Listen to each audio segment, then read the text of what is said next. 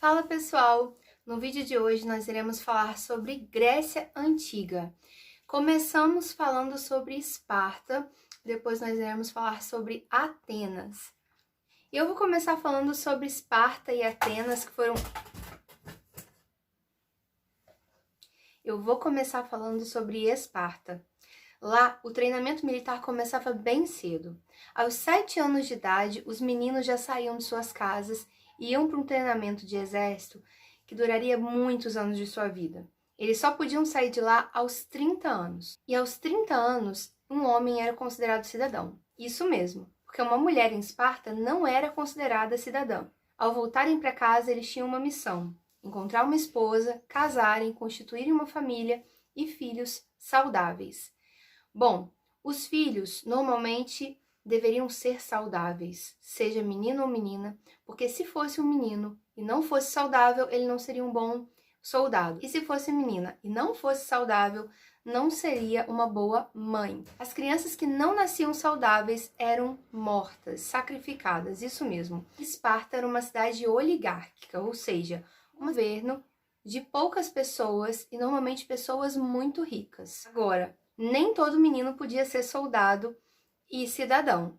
Lá em Esparta, apenas os esparciatas, que eram descendentes dos dórios, povos que invadiram aquela região, né, e dominaram, que poderiam ser cidadãos e, além disso, participar do exército. Então tinha que ser rico. Se fosse uma pessoa mais pobre, não poderia participar, estaria completamente fora disso.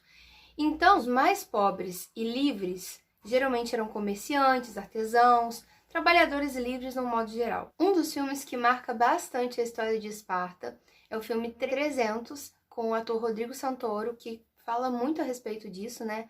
Na maioria das vezes tinham povos que participavam também das batalhas, mas o foco do filme foi Esparta. E as mulheres em Esparta, como eu disse, não eram cidadãs, mas tinham a oportunidade de cuidar dos negócios do marido caso ele fosse para uma batalha, uma guerra, ela tomaria conta de tudo, assumiria tudo. E se ele morresse também. Então as mulheres espartanas, elas tinham uma coisa a mais em relação às outras cidades-estado gregas.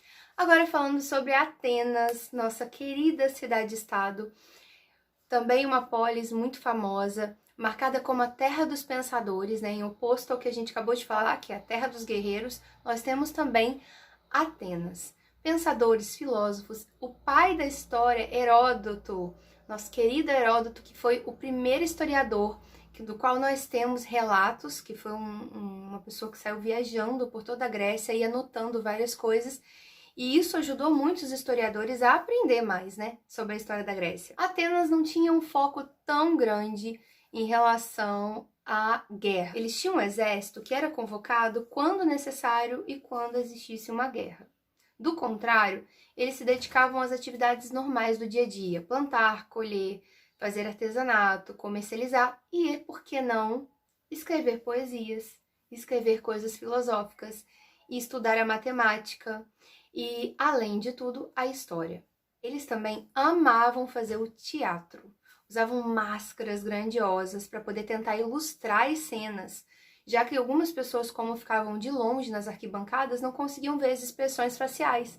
Daí eles colocavam máscaras bem grandes e mostravam expressão de tristeza, de dor, de felicidade, de surpresa. Para ser cidadão em Atenas era bem mais simples do que em Esparta. Isso porque aos 18 anos um homem já poderia ser cidadão. Isso mesmo, um homem. Mulher também não era cidadã em Atenas.